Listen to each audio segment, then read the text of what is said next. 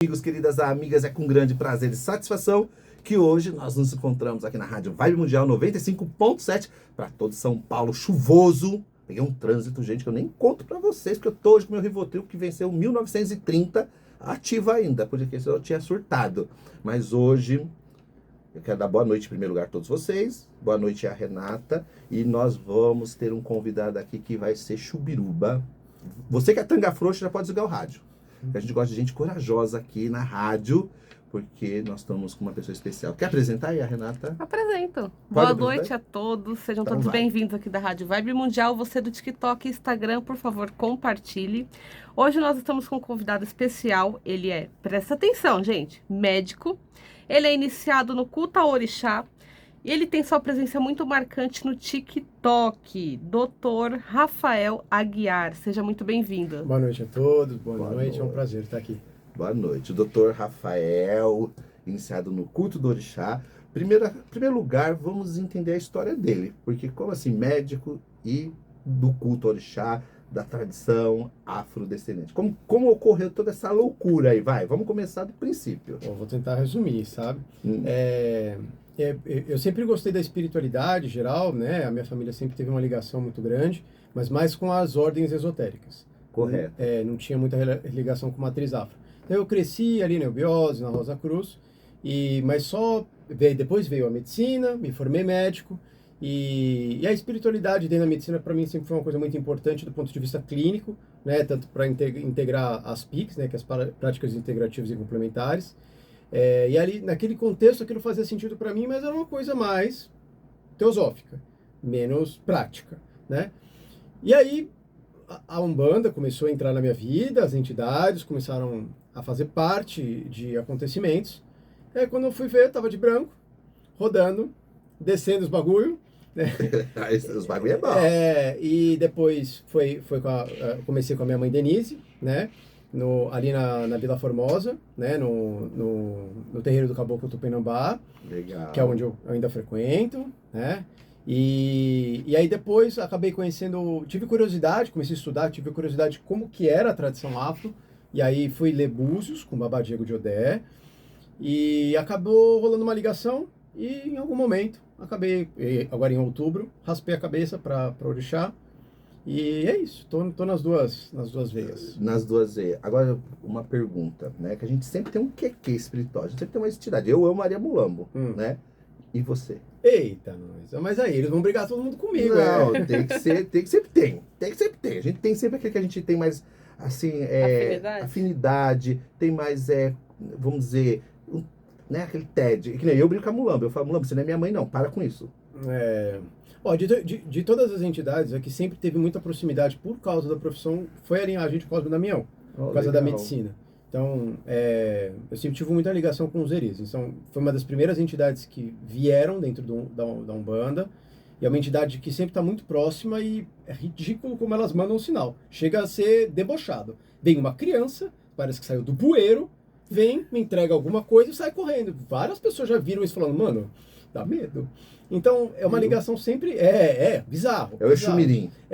Esses também. Eu amo eles também. Viu? E então, a linhagem de Cosme Damião sempre foi eu tive muita proximidade. E me diz uma coisa, você encontra, porque assim, em casa nós temos vários filhos de orixás que são médicos também. Você encontra alguma dificuldade na hora de fazer algum diagnóstico? Você olha e fala, peraí, tem alguma coisa errada ali? É uma parte muito difícil como médico, né? Porque o Conselho Federal de Medicina tem as suas regras, tem as suas determinações, então não há mistura. Correto. Às vezes eu tô sentado e o meu ouvido estalado, arrepiando até, mas eu mantendo a postura, bonitinho, fazendo o diagnóstico. Quando a pessoa pergunta alguma coisa relacionada à espiritualidade, eu primeiro encerro a consulta, dou a conduta, aí eu falo, ok, agora posso tentar falar o que eu sei a respeito do que você me perguntou, não como médico, mas como ser humano. E aí, às vezes, eu ajudo uma pessoa ou outra, direciono, mando para fulano, ciclano, entendeu? Mas durante o período da consulta, não.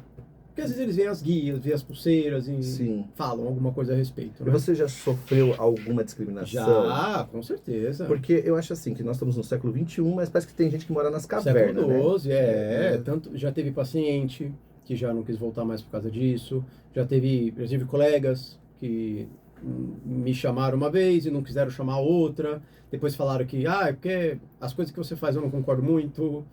Né? O que eu faço que eu não estou sabendo? Eu também. Porque, assim, eu já tive esse problema. Por isso que eu larguei de clinicar dentro de consultório como psicólogo, como neuropsicopedagogo, até como professor. Eu parei.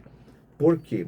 Porque as pessoas, elas não entendem que existe, Freud fala muito disso, que existe algo além da alma, né? Isso. Freud, ele fala que nós somos uma trinity, no qual nós temos o corpo, a mente, né? E o espírito. Isso. E os três têm que estar alinhados, porque senão dá um bug. Isso, concordo. E aí, muitas vezes, você vê que a pessoa, ela tem um sofredor do lado dela ali, e ela não aceita, porque, eu sou evangélica, né? E aí eu fico olhando, porque assim, quando você lê a Bíblia em hebraico, aramaico, você estuda todo aquele contexto, você fala assim, se Jesus tivesse aqui, ele dava na cara dessa pessoa. Com certeza. Ele dá. Porque Jesus, ele é um ser, né, em primeiro lugar, que ele não tinha sexo, tá? Isso. Existe uma passagem em algumas coisas aí que o pessoal daqui do Brasil ainda não tem acesso, mas que Jesus sempre estava acompanhado de um homem e de uma mulher. Entendeu? Naquela época era estranho uma pessoa estar com um homem e uma mulher do lado, né? Mas tudo bem.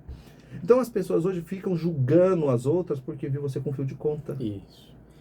Eu penso, às vezes, até como um livramento, um filtro.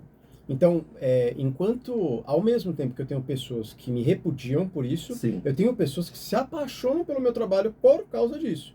Então, eu tive uma troca de um fluxo de pacientes mudou o tipo de pessoas que eu atendia.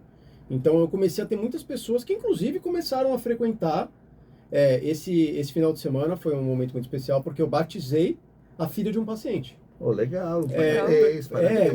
Foi uma experiência que depois que eu falei, rapaz, que negócio esquisito, né? Você tá querendo virar o Chico Xavier da nova era? Não, eu acho. E olha, gente...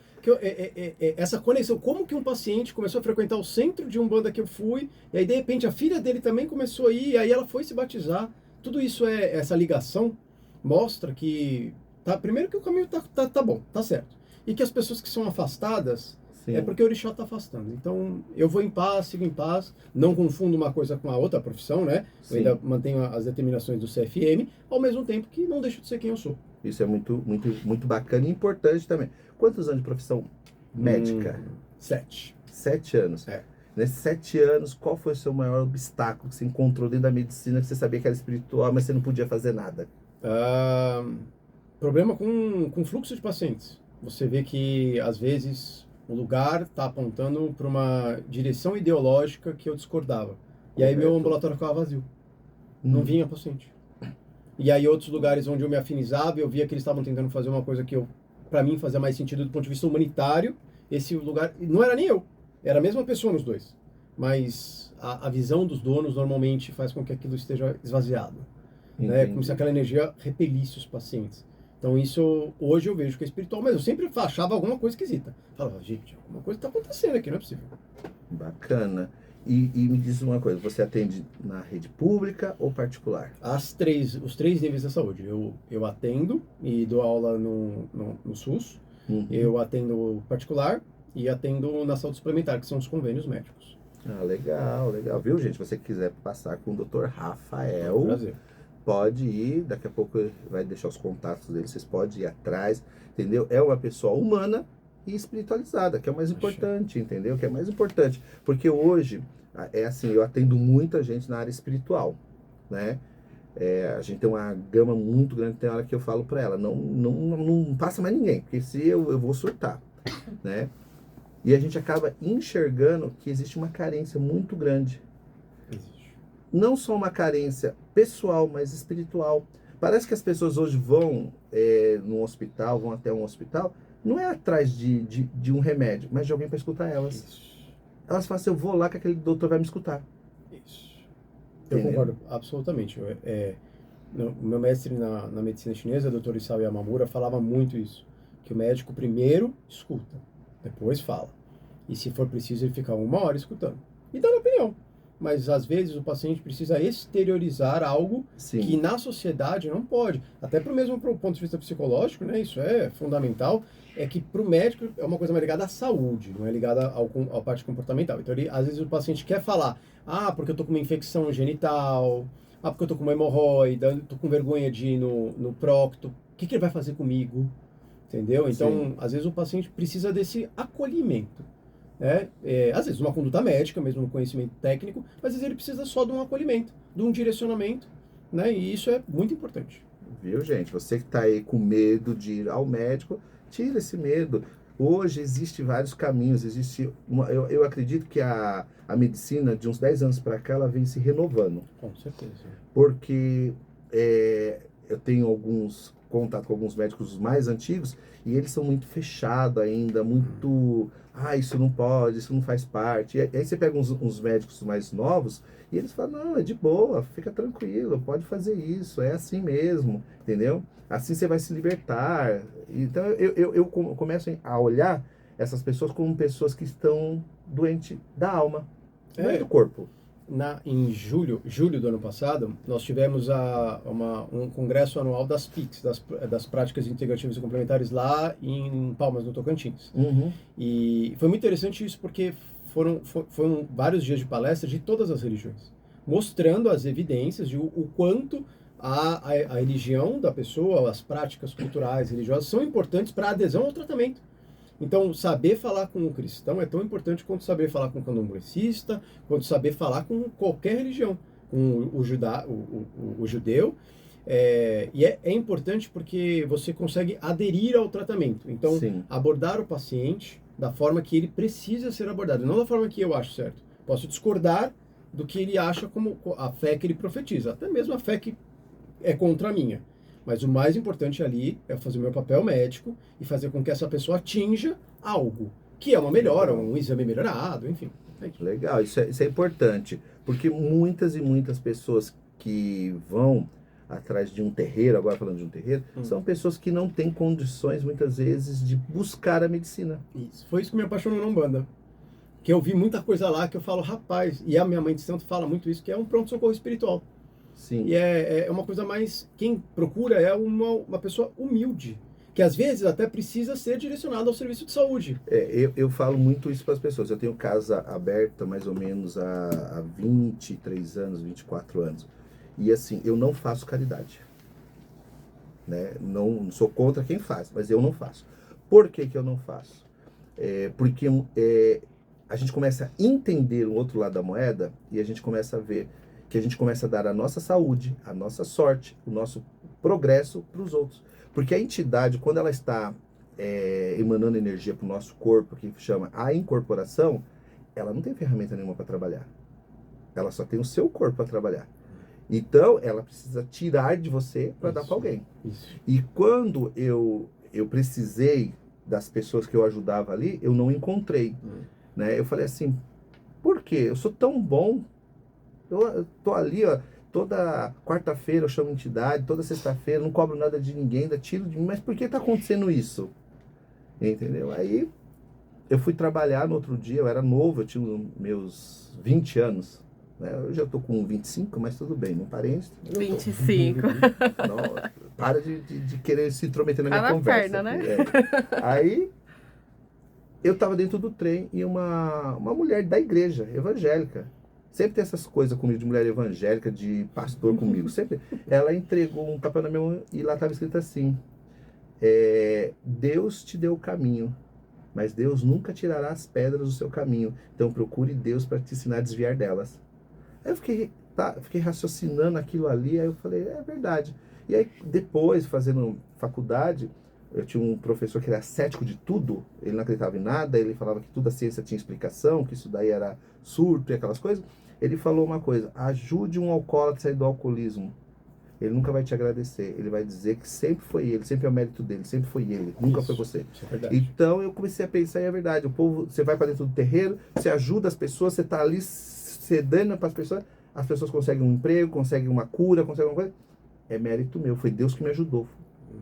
Então, eu falei simplesmente assim, a partir de hoje, eu não quero saber.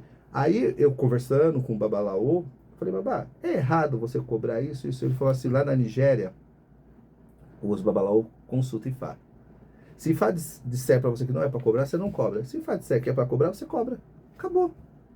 Eu falei, é verdade. Aí parei, sabe? Então, hoje, eu tenho a minha casa, Eu tenho um monte de filho de santo lá, né, perturbando meu juízo, um monte de cliente perturbando meu juízo, mas eu faço com amor, porque eu sei que aquelas pessoas que estão ali merecem minha ajuda.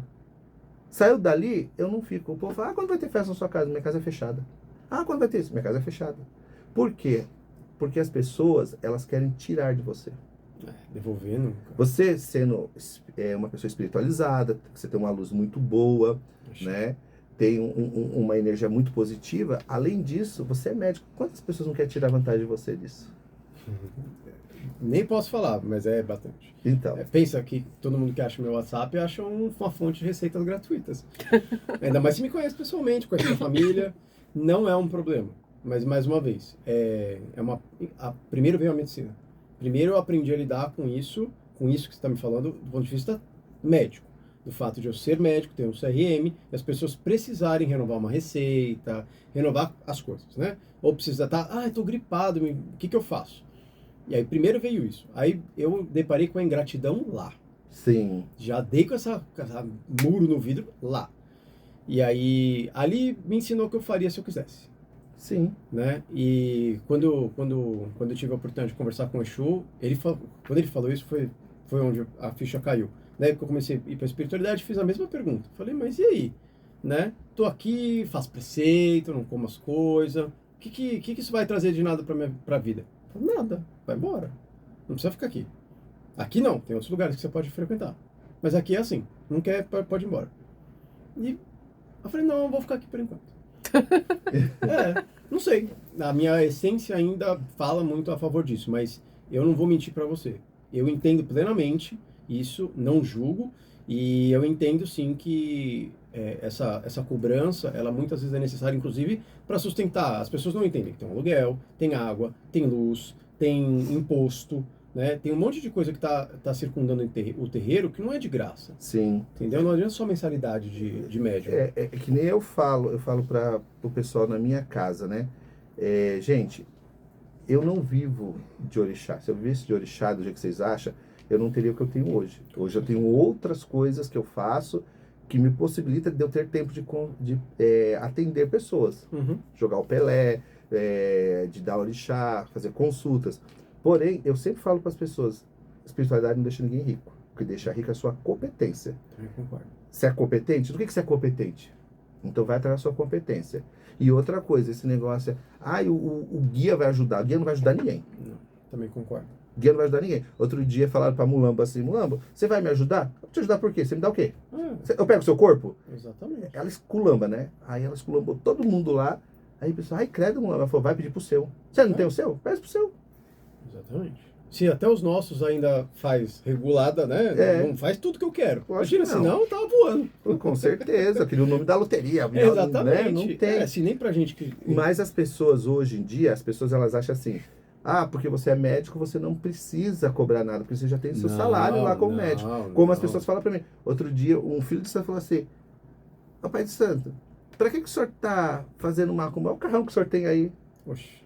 Aí eu falei assim, não, porque eu quero mais 3 desses. É por isso que eu faço macumba todos os dias, porque eu quero mais 3. E não cabe a ninguém jogar. Sim, porque eu falo pra todo mundo, eu sou grato a todos, mas a minha ambição é maior. Eu sou ambicioso, entendeu? Eu falo pra minha esposa, porque eu já tô ficando numa idade que não dá mais pra mim estar numa faculdade, senão eu ia fazer outras coisas, eu ia fazer outros cursos. Mas minha esposa fala assim, fica quieto, você não deixa a gente nem dormir, imagina você fazendo mais uma faculdade, você vai fazer o quê? Vai chamar a gente 5 da manhã e vai dormir com a gente 5 da manhã do outro dia. Porque isso é muito acelerado. Mas eu falo para todo mundo, se você quer chegar em algum lugar, em primeiro lugar, conheça você. Segundo, saiba o que você está cultuando dentro da sua casa. Perfeito. Terceiro, pergunte se aquilo que você está cultuando é bom para você. Perfeito. Quer? Não quer, meu filho? Vá para rua. Por isso que eu já cobro caro para ninguém vir encher meu saco. Eu falo, você não pode cobrar caro, Deus te deu um dom. Eu falei, eu não me lembro que Deus falava para mim todo dia, vai acordar. Não, Deus me deu já o que eu preciso, inteligência. O resto é por minha conta. Se ninguém é obrigado a entrar para jogar abusos com o senhor, ou seja, as pessoas têm esse livre-arbítrio, com certeza. O senhor tem o livre-arbítrio de cobrar quanto acha que é justo. Sim. Acabou. O livre-arbítrio, ele deve ser respeitado. Não adianta só o livre-arbítrio servir para mim, mas pro Babalorixá que cobra X para ler, não pode. Ele deveria fazer diferente. Você está se metendo na vida dele.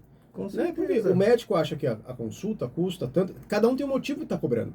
Entendeu? E ninguém é bobo. Todo mundo, se pudesse, cobraria 1 milhão.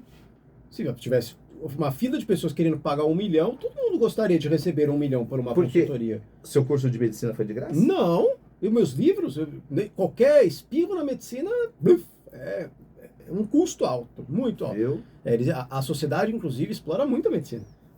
Agora, janeiro é aquela mês que a gente já fica tremendo, assim, porque é os custos anuais, Conselho Federal, todas essas coisas. Então, é muito gasto. Como que tudo isso para ter o carimbo que a pessoa acha que é de graça para ela pedir a dipirona? Sim. Não, essa dipirona não serve de graça. Por isso que eu falo, pague a consulta, procure uma pessoa que tenha consciência do que está fazendo. Exatamente. É a mesma coisa, se você for ter que ser, não tô falando mal do SUS, tá, gente? Pelo amor de Olodumare, não tô falando mal. Mas se você tiver que passar no postinho do SUS ou passar no postinho do Sírio-Libanês, qual é melhor? E o médico do SUS está ganhando, vocês não estão pagando, mas eles estão ganhando muito bem. Sim. Tá? Então, dinheiro rola. Então, ele só, se está atendendo mal, é por desleixo mesmo. Então, porque eu já fui em médico que ele nem olhou pra minha cara. Ele de cabeça baixa, né? Ainda falou que pra minha filha, seu pai é chato pra caramba. Eu falei, não sou chato, eu sou direto. Eu só quero que o senhor me prove que ser humilde leva alguém pra algum lugar. Se o senhor me provar, eu começo a conversar com o senhor. Levantei, paguei a consulta e fui embora. Aí fui no outro, que o médico, a consulta dele era um preço até justo. Ele ficou 2 horas comigo, olhando pra minha cara e me entendendo para depois falar assim, agora vamos conversar do que a gente pode fazer. É isso mesmo. Tá certo? Então eu falo para as pessoas, é igual pai de santo. Tem pai de santo que senta com você e te dá todo o conselho. Isso. E tem pai de santo que senta para você e fala, é assim, quer, não quer, vai procurar outro. Gente, procure pessoas humanas. Isso. Para de reclamar, é caro. Caro é tudo aquilo que a sua competência não dá para você comprar. Para. Concordo. Entendeu? Fala aí, Renata, você tá aí só que... Tem bastante pergunta. Então. E muita gente tá perguntando sobre o TikTok. Qual é o tipo de vídeo que o senhor grava no seu TikTok? E por que viralizou? Então, na pandemia, o TikTok começou a viralizar e eu instalei como um Instagram, né? Eu falei, um Instagram de vídeos, porque na época não existiam os Reels, né? Sim. Então, é um Instagram de vídeos. Criei, aí, não sei o que aconteceu, ainda não tinha estourado a pandemia.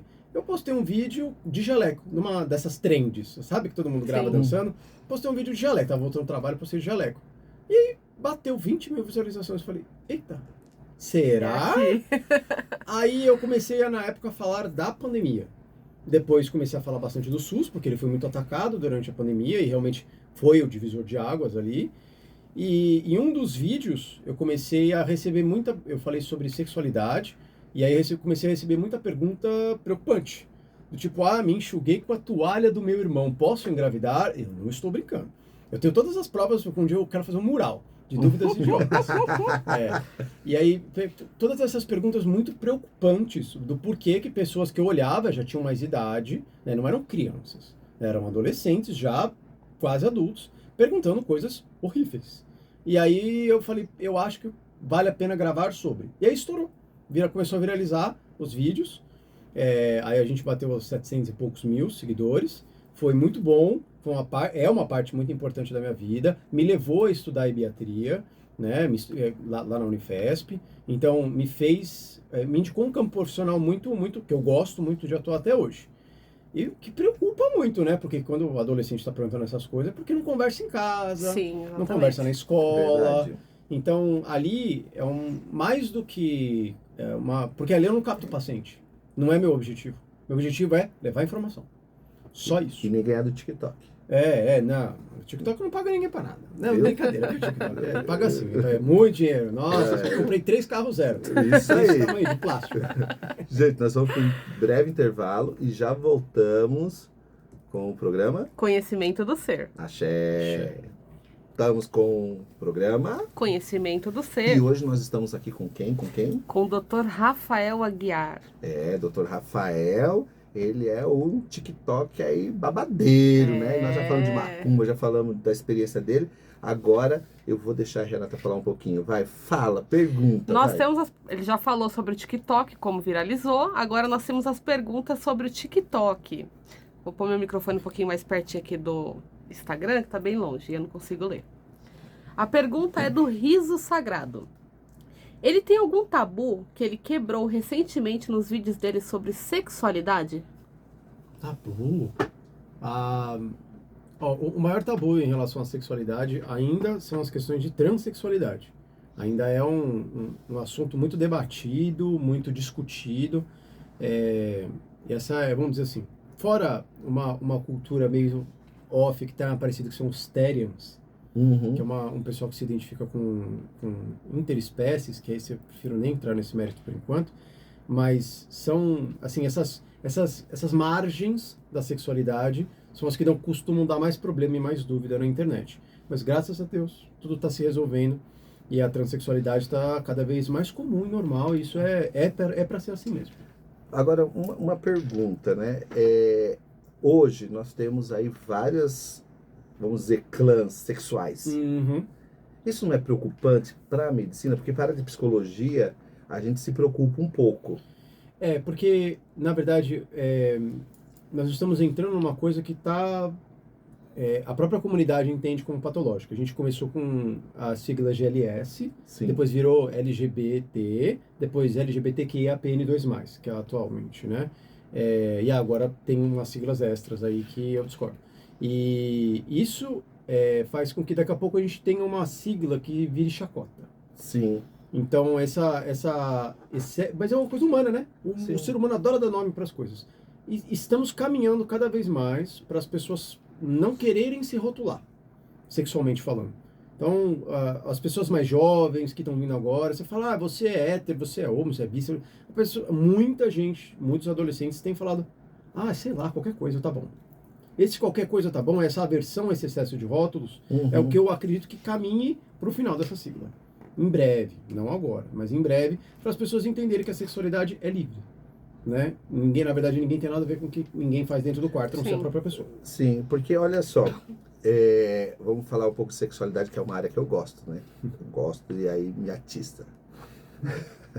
Porque olha só, na psicologia, nós aprendemos que o ser humano, ele não nasce com sexo masculino e feminino, ele apenas nasce. Isso, uma construção social. Depois ele vai se construindo dentro daquilo. E muitos lá atrás falavam assim, se minha mulher me tocar, eu dou na cara dela, né? E hoje os homens já estão mais liberais, eles estão falando, não, isso aí não tem nada a ver, é minha esposa, é o fetiche dela, né? Isso. E as pessoas acreditavam que isso era uma doença, né? Porque lá em 2000, lá na faculdade de psicologia, as pessoas tinham esse tabu, que era uma doença. Isso. Né? E hoje nós sabemos que não é uma doença, é um fetiche apenas, é uma coisa de casal. Isso. A liberdade sexual tem sido a voga do momento. Sim. Não só sobre a minha orientação sexual, sabe? Sobre o que a pessoa gosta, mas sim sobre as intimidades de casais que estão virando e falando, não, gente, vamos parar de tirar essas coisas, que pode, não pode isso. O que você quer fazer? Sim. Eu quero XYZ. A pessoa fala, XY eu faço, o Z... Calma, vamos trabalhar nesse assunto aí, entendeu? Isso é legal, porque isso tem feito casais, o sexo não ser só uma forma manipulativa, mas ser uma forma das pessoas entrarem em contato com elas mesmas, se conhecer. É porque a gente fala em sexo, a gente acha que sexo é só homem e mulher, introdução sexual, aquela coisa toda, o homem introduzindo a mulher e criar filhos, né? E hoje nós sabemos que o sexo é um carinho, o sexo é um beijo, o sexo é uma forma de beijar, uma forma de acariciar a pessoa, né? Tudo isso é sexo. E quando a gente fala em sexo dentro do culto do orixá, não existe tabu, sabia? Não, sim. Uma das primeiras coisas que eu fui procurar. Entendeu? Ainda mais esse negócio de corpo sujo, sabia? Só existe dentro do candomblé, tá, gente? Dentro do culto iorubá, não existe corpo sujo, tá? O sexo não é considerado uma isso eu falei no TikTok uma vez e fui crucificado. Porque a pessoa fala, porque eu assopei a cabeça de mulher virgem. Aí eu falo, tá bom, e a cabra que cortou pra eu, ela era virgem? Você perguntou pra ela, e aí, você fez sexo quando? Descarada. Ninguém pergunta. Essa eu não sei, não. Entendeu? Não sei opinar. Então, não existe isso, gente. São coisas do ser humano. Né? O culto do orixá, ele é muito igual à medicina. O culto do orixá tradicional é igual à medicina. Por que eu vou tomar dipirona? Por quê? Isso eu já vi, já. Ifá tem uma filosofia muito ligada, isso, embora eu não entenda, eu sei que ela é muito ligada às medicinas ancestrais do planeta. Então tem um diagnóstico e tem um tratamento. Sim. Como a Mesopotâmia, a China, o Japão faziam antigamente. Eu não sei o conteúdo, mas a essência é sempre a mesma. Sim. Né? Um sacerdote, avalia alguma coisa, e aí eles chegam num diagnóstico, um tratamento que é próprio da própria cultura. Sim. Mas sim, tem esse raciocínio bem médico mesmo, é bem Sim, legal isso. e sabe que esse negócio de homem e mulher só existe dentro do cristianismo, né? Porque os índios, eles não têm essa visão, os mais antigos não têm essa visão de homem e mulher. O africano, ele passou a ter devido a uma concepção de necromancia que eles tiveram, conhecimento da necromancia, então, daquele boom, entendeu? Mas não tinha antigamente. Da relação sexual, você tá falando, né? Era porque homem com homem, mulher com mulher, cada um, que fazia o que quisesse. Acho que deve ser sei lá o que, né? Não pode falar. É que o sexo biológico não era um fator predisponente. A gente tem isso desde a Grécia Antiga, Sim. da Roma, até culturas chinesas, por exemplo, antes da dinastia, eu acho que da dinastia Ming, o imperador tinha concubinás e concubinos. Sim. Depois de uma certa dinastia, que foi justamente quando começou a ter contato com os cristãos, né, nas imigrações, que passou a não ter mais, o imperador não tinha concubinos, só concubinás. Então, geralmente, o cristianismo, nada contra, não estou falando mal deles, mas é eles que difundiram no mundo essa ideia da heterossexualidade exclusiva. Sim, porque o ser humano, ele foi criado para viver. Isso. O ser humano não foi criado para ter regras, né? Porque 70 anos de vida é pouco. Bastante pouco. Porque antigamente se vivia muito mais. Hoje, o que você faz em 70 anos? Respira. Respira. Então, por isso tem que curtir, entendeu? Fazer igual o Dr. Rafa aí no TikTok, coloca conteúdo. Quando ele fala assim, pega o jaleco e fala assim, ó, o brother, não sufoque a sister, entendeu? Vocês têm que ir lá, gente. Gente, é muito engraçado os vídeos dele, Olha realmente. lá, ó, tirando sua moral aqui, muito Não, engraçado. é muito legal. Ele passa informações de uma forma Engraçado. Você já pensou em fazer stand-up? Nem de jeito nenhum. Não. Já é muita coisa Não, médico, macumbeiro, stand-up. Não, porque você tem leva jeito, aquela coisa sua. Como é que você faz aí com a blusinha? Da fimose? É. Da fimose? Não, é só pra mostrar da fimose. Lá, viu? Tem que ser assim, gente. Médico deveria ser assim, né? Divertido, alegre. Porque a vida é chata. A vida é uma merda. Essa é a verdade. As pessoas criam uma vida chata. Se você vai no consultório, você tá com dor, mas você xingando ali o profissional não adianta nada. Exatamente. Fala pra ele, doutor, tô morrendo. E aí? O que eu posso tomar pra mim não morrer? Acabou. Entendeu? Eu vou nos meus médicos falam assim, Marcelo, você não vai gravar não, né? Pelo amor de Deus. É isso mesmo. Porque eu já entro zoando. Porque eu acho que a vida é muito curta pra você perder tempo. Não é? Concordo. Mais uma Deixei pra pergunta. mais pergunta aqui que tem daí a Vaneide, se eu não fizer, quando chegar em Manda casa o bicho vai a pegar. Yavanide é minha esposa. Tá Fala bom. pra ela assim, vai se tratar? Vai ser tratado. Fala pra ela. Mas vai se tratar do ponto de vista positivo. É isso aí. Deixa eu só fazer aqui rapidinho do Instagram, o Riso. Eu amo um vídeo dele que fala sobre rolomancia. Conta história pra é gente, essa? Dr. Rafael, a saúde do homem ainda é um tabu? Pra caramba.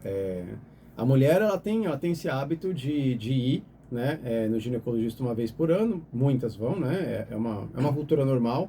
Agora, o homem só vai quando o negócio está num nível trevoso. Então, muitas vezes a gente vê infecções crônicas, que dá adesão da pele à fimose adquirida, né? Que é Sim. quando tem uma infecção fúngica, depois de muito tempo a pele retrai e faz uma fimose que nem deveria existir. Então, mas isso só aconteceu por falta de higiene, falta de ir no médico. Então, infelizmente, o homem só vai quando nada mais deu certo. A minha esposa marcou o urologista pra mim, já levei uma caixa de chocolate. Aí, ó, é isso aí, tá vendo? Entendeu? Você já fez 40 já, né? Já passei dos 40. Tem a dedadinha. Não, já fui lá. Então é isso. Eu achei legal. É Entendeu? rápido, E outra né? coisa, o médico tinha olho verde, escolhi. Aí, ó, pronto. Acho Lógico, positivo. Ainda saiu rindo da sala, Ainda viu? sai rindo da sala. É. Sabe, porque eu acho isso uma besteira. Eu também concordo. É uma besteira, gente. Eu perdi um ente querido por falta de uma dedada. Eu sei. Eu também Entendeu? perdi familiares por causa disso. Porque não vou, porque na época não tinha o exame, né? De Isso. sangue, né? Era no dedo. O médico falou pra mim, Marcelo, olha, tem o exame de sangue, mas ainda tem o toque, ele é importante. Ele é importante porque o exame de sangue, o exame de imagem, a ultrassom que a gente faz suprapúbica, elas mostram que existe uma bexiga cheia. A próstata é como se fosse uma bexiga. Ela tá cheia. Do quê? Não sei. Nenhum exame consegue ver dentro dessa bola. E aí eu preciso ir lá e palpar, porque ela tem mais ou menos a da eminência tenar, aqui do gordinho da mão. né? A consistência dela. Se eu passar Talisa, de boa. E se eu passar tiver cheio de bolinha de gude? Pá, que é tumor. Né? Então, se for tratado rápido, rapidinho resolve. Sim. Se não, Eu não tô nem aí, sabe por Isso quê? mesmo. Porque eu acredito que Deus, os orixás, deu a medicina pra gente usar. exatamente. Entendeu? Outro dia um médico falou pra mim assim, né? Que tava com uns cristais, ele falou assim, você tem ejaculação assim, retrótica, pode ser isso, pode ser aquilo. Vamos fazer um ultrassom, aquilo. Aí ele falou, tem problema se eu fizer agora? Eu já tava com a calça baixada. É isso aí. Aí o médico olhou pra mim e falou assim, você não tem vergonha de nada? Eu falei, doutor, eu tenho medo de mulher feia. Mulher feia, eu tenho vergonha de pobre, porque a pessoa não, é sem recurso. O resto eu não tenho nada. Então bora. Ter medo de médico não faz sentido. A gente tá Não. lá pra cuidar. Sim, eu não tenho. Que nem o médico falou, você precisa fazer uma cirurgia na garganta, é muito perigoso. Vamos, doutor. Vamos embora. Aí fiz ela fazer do nariz, agora já vou fazer a outra fazer do outro nariz. Também tô nem aí. Entendeu? E agora com esse doutor Rafa, agora que eu não tenho mais medo de nada. Acho. Agora eu vou ficar sem medo. Qualquer coisa liga, doutor Rafa. É importante fazer isso? Acho Entendeu? Brincadeira. Ok. Não, mas eu vou marcar uma consulta, vou lá no consultório para fazer direitinho. Porque a gente não pode fazer tabajara, não. Não, pode ligar também, tá tudo bem. Entendeu? Vamos lá para outra pergunta da Yavaneide. O que o senhor acha das doenças psicológicas hoje em dia? Opa. Na verdade, eles são classificadas pelo DSM-5, né, a última edição. E é assim, os transtornos psicológicos todos, eles causam principalmente sofrimento. Né? Não é só um sofrimento para o outro, é para si mesmo. As pessoas às vezes acham que uma ansiedade, uma depressão, porque enche o saco dos outros, um transtorno afetivo bipolar, um borderline. A gente sabe que às vezes são pessoas de difícil lide social, mas elas causam sofrimento para si mesmas, muito grande, muito grande. Existe um que a pessoa ali, ela consegue entender num quadro depressivo que ela deveria estar levantando, ela deveria estar tomando banho, ela só não consegue. Ela não consegue motivação para isso. Então, esse sofrimento que é muito importante e é o foco do tratamento psiquiátrico. Né? A gente tem que melhorar a qualidade de vida. Essa é a palavra da medicina. Qualidade de vida. A pessoa tem que acordar e dormir um pouco mais feliz do que ela estava antes do tratamento.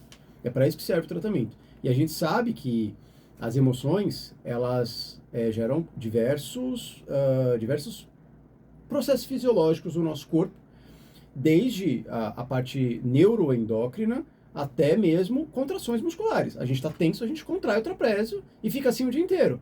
Né? E aí o trapézio tá inserido na coluna, está inserido no ombro, de repente você tem uma bursite, você tem um problema na cervical por causa de emoção maltratada. Então, a parte psicológica, ela é tão importante quanto um exame de sangue. Então, estar bem psicologicamente é tão importante quanto estar... E lá, muita gente vai lá fazer o check-up, mas não quer o psicólogo porque se acha Deus da barriga, a rainha da barriga, e acha que não quer fazer psicólogo, não precisa dessas coisas. Mas é tão importante quanto fazer o check-up. É tão importante quanto. E aquelas pessoas que têm medo de se abrir para o psicólogo? O psicólogo... Que eu já vi muitas pessoas falando. Mas isso é um pré-requisito para você ser psicólogo. Você precisa primeiro aprender a lidar com as pessoas que não querem você, né? Porque é que nem médico. Ninguém vai para a sala vermelha da urgência da emergência porque quer. Tô sem nada para fazer. Até tem, mas é minoria. Entendeu? A maioria das pessoas vai lá contra gosto. Então o psicólogo, ele sabe que ele vai lidar com pessoas de difícil lide, que estão lá contra gosto. Se ele não quer e não se interessa em conquistar e mostrar e provar o porquê que aquilo é importante, como eu estou falando, o problema não está no paciente, está no profissional. Aí troca de profissional. Viu? Muito bom. Tem uma pergunta aqui, eu acredito que seja muito polêmica. Então, assim, eu vou ler pro doutor, mas eu não vou forçar ele a responder. É do TikTok Lucinha. Dá mais água aqui, doutor. O que o senhor acha da Léo Áquila, que falou que Jesus era gay? O que eu acho... Eu não sei o porquê ela falou exatamente isso, entendeu? Eu acho que o conceito que a gente tem de homossexualidade, de gay hoje, não era aplicado há 2000 anos atrás. Então, eu acho que é uma frase que não tem muito sentido. É que nem eu pegar e falar que é o que fala, Jesus era comunista. Mas nem existia a ideia de comunismo na época. Então, então, eu não posso atribuir conceitos modernos a teoricamente um ser que teoricamente viveu há 2000 anos atrás. Então, não acho que a frase tenha sentido intelectual. Entendeu? Mas talvez pela liberdade sexual que a época e a cultura deles tinham, que também nem era considerado algo que a gente considere libertário. Porque foi o que você falou. por mais que nós tínhamos ali uma liberdade sexual, né, da época em que Jesus viveu, existiam também restrições que hoje a gente olharia e falaria, meu Deus, isso é contra a Convenção de Genebra, gente. Sim. Parou. Então, não era tudo tão bonito do jeito que era. Não era tudo colorido, todo mundo cantando. Aí eu vou fazer uma pergunta para ela. Um cachorro sabe distinguir a diferença do macho e da fêmea? Isso é instinto. Todo ser humano tem instinto. A psicologia, ela tem um grau, dentro da psicologia humana, que fala do desenvolvimento cético imperial.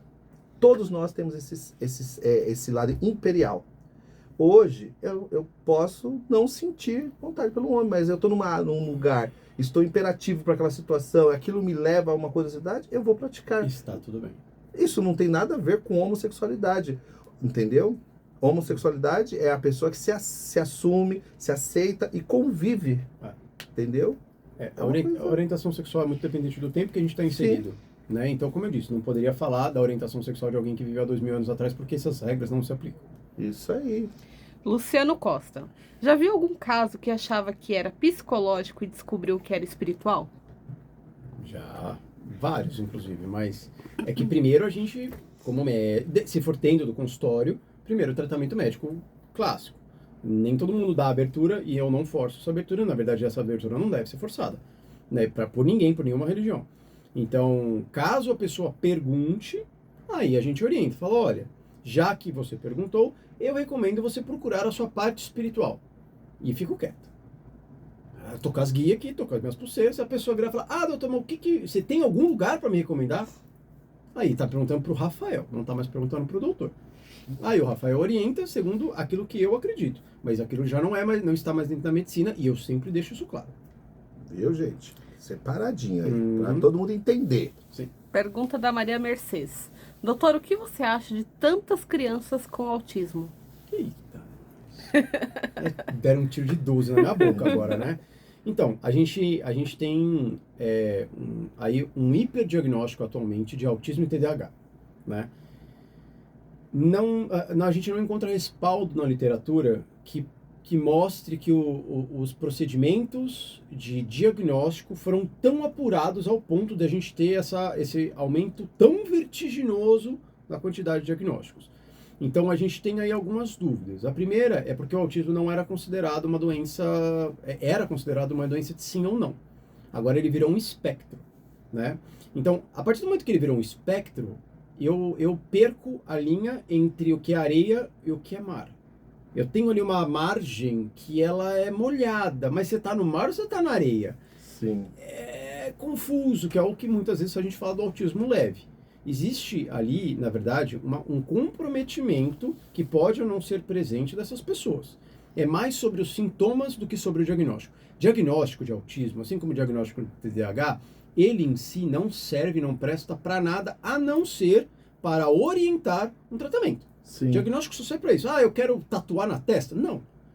Você traz um problema, eu entendo que é o problema. Diagnóstico. Para que serve essa incompreensão? Se ela se perder, ela não serve de nada. Então ela tem que orientar um tratamento. Orientou um tratamento, a pessoa vai melhorar, e é para isso que ela foi no médico. Para melhorar. Assim como ela foi. Por que ela vai procurar espiritualidade?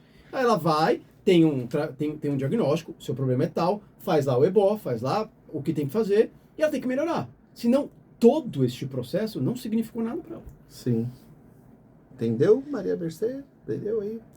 Cristiana Castro. O que o doutor acha da medicina integrativa ou da alternativa? Medicina alternativa é o que eles chamam de coisas que a ciência nem se debruçou ainda, né? Ou que, enfim, já se debruçou e falou que não funciona atualmente. Então, alternativa é uma palavra que a gente não gosta. A gente procura sempre utilizar a palavra complementar.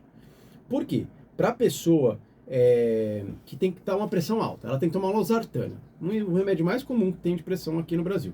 Ela vai tomar losartana, só que ela acha que a losartana vai intoxicar, eu estou dando um exemplo fictício, tá? Vai intoxicar o corpo dela com seres malignos. Então ela fala, para eu tomar losartana, eu preciso tomar um banho de salsa e de alçafrão 3 vezes a semana. É alternativo isso? Não. Se eu tirar esse banho dessa mulher, ou se eu falar que aquilo é bobagem, ela não vai tomar losartana. Então eu utilizo isso de forma complementar para que ela tome o banho dela e também tome a medicação dela, entendeu? Então eu acho que, mais uma vez, o objetivo é que o paciente, depois de um tratamento proposto, sinta-se e viva melhor. Não importa os meios. Ah, eu preciso de ciência para isso? Não, às vezes eu preciso só de carinho e amor. Sim. Né? Por isso que nós sempre falamos para vocês aí de casa, antes de fazer qualquer tipo de magia, cuide da sua cabeça. Perfeito. Se seu ori não estiver alinhado, você não consegue manifestar a energia espiritual necessária para resolver seu próprio problema. Não pense você que pai de santo, mãe de santo, quimbandeiro, juremeiro, babalaú vai resolver sua vida. Não. Para. Você precisa de uma pessoa que tem conhecimento para ativar seu ori e dizer para você assim, olha, eu fiz isso, agora é isso e você vai fazer assim. Tudo dá certo, gente. É falta de conhecimento de 99% das pessoas que estão dentro da espiritualidade. Achar que não precisa tratar do ori, tá? E dizer assim, não, vai lá no terreiro que o caboclo vai te curar. O caboclo vai curar uma parte, a outra parte é a medicina que vai curar. Os dois andam lado a lado, gente. Para de querer curar todo mundo com banho de erva. Vai virar o Hulk. Tá louco? Certo? Não é? Eu concordo. Tem que fazer a sua parte. Com certeza. Mais alguma pergunta? Tem. Pergunta do Riso. Doutor, muita gente não entende o que é ser iniciado ao orixá. Como o senhor poderia explicar para essas pessoas que nem conhecem o orixá?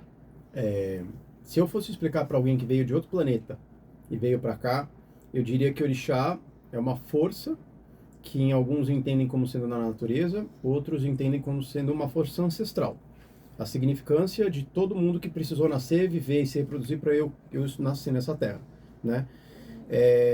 E que em respeito a isso, né, em respeito à ancestralidade, em respeito à presença da natureza, que também é uma ancestral nossa, que ela nos alimentou durante todo o período, né, que nós existimos, em respeito a isso, nós nos entregamos a um aspecto dela, que nós Sim. damos um nome, certo? Seja, como eu disse, ancestral, ou seja, elemental, natural, nós nos integramos e nós, por isso, cultuamos o natural, o planeta, a vida, todos que já viveram aqui. Isso é ser iniciado por orixá, é tomar isso como uma prioridade da nossa vida, cultuar essas forças, certo? Da forma correta, da forma que os pais ou avós aprenderam, dentro da casa que você vai escolher ou frequentar, né? Mas ser iniciado ao orixá é isso. Para mim, na minha visão, é cultuar meus ancestrais e cultuar a minha natureza. Muito bom. Outra pergunta? Primeiramente, o pessoal tá elogiando, né? Nossa, que live incrível. Mestre Alban, Achei. como sempre, surpreendendo, trazendo convidados de qualidade. Viu? Achei, Esse achei bom. é o público aí que tá Achei. falando, não sou eu. Apesar de eu Achei. ser aquele cara que xinga, briga, vocês viram que eu já não xinguei e não briguei. Entendeu? Vamos para a última Prazer. pergunta, para ele passar as redes sociais dele Sim. e considerações finais. Vinícius, boa noite. Depressão pode ser tratada com tratamento espiritual? Depende, foi o que eu falei. Pode ser tratada com tratamento espiritual? Pode, desde que não seja um único tratamento, né? Na verdade, cada vez mais a gente entende os transtornos psíquicos como sendo multiprofissionais. Então, você não vai precisar só da medicação, nem só do psicólogo. A gente entende, por exemplo, que uma pessoa depressiva que toma só remédio e vai no psicólogo não é tão bem desenvolvida na sua patologia quanto alguém que também faz exercício físico. Ou seja, precisou de um cara que estudou educação física, né? Quanto alguém que também tem uma expressão artística, precisou de alguém formado em artes. Quanto alguém que também cuida da espiritualidade, precisou de alguém, algum babalorixá, algum babalaô, yalorixá, yalaô, ou enfim, alguém de alguma outra religião. Ou seja, para tratar depressão, quanto mais pessoas eu tiver envolvido, melhor vai ser o meu tratamento. Então, pode ajudar, desde que não seja a única coisa. Viu, gente? Muito bom. O senhor quer passar suas redes sociais? Então, meu Instagram é @dr.rafa, com PH, porque o primeiro A não quer me dar aquele arroba, então que fique aqui gravado. No TikTok é @dr.rafa, com um A só. E é isso, tem o meu pai de santo, Babá Diego de Odé, a minha Umbanda, o caboclo, @caboclo, terreiro Caboclo Tupinambá. Acho que é isso, acho que falei todos. E outra coisa, pessoal, se vocês tiverem dúvidas, todas as informações dessa live vai estar lá no Raiz do Culto. Nós vamos subir amanhã essa live, então você que perdeu alguma coisa, vai lá, assiste, vai ter todos os contatos do Dr. Rafael aí, para vocês poderem buscar ajuda, tanto espiritual quanto uma ajuda da medicina. Porque Axé. o Dr. Rafael foi nota 1000 aí para vocês, tá certo? E para nós aqui. Obrigado. Muito axé. Obrigado, Rafa, por essa noite, por esses conselhos maravilhosos. Espero que você volte outras vezes para a gente conversar muito mais sobre medicina e espiritualidade. Quando quiser, é só chamar que nós estamos de portas abertas para você. Muito axé, que Olodumare, que Oxoguian, Orixá Igirioku, Orixá Olodê, Orixá Babá, Jagun Jagun Omoké, seja bom na sua vida por Axé. toda a eternidade. Axé. E, gente, nós vamos ficando por aqui, que o nosso horário já deu. Mais uma quarta-feira excepcional. Axé e seus caminhos. Até quarta-feira que vem com o programa. Conhecimento do Ser com o mestre escritor Marcelo Alban. Axé.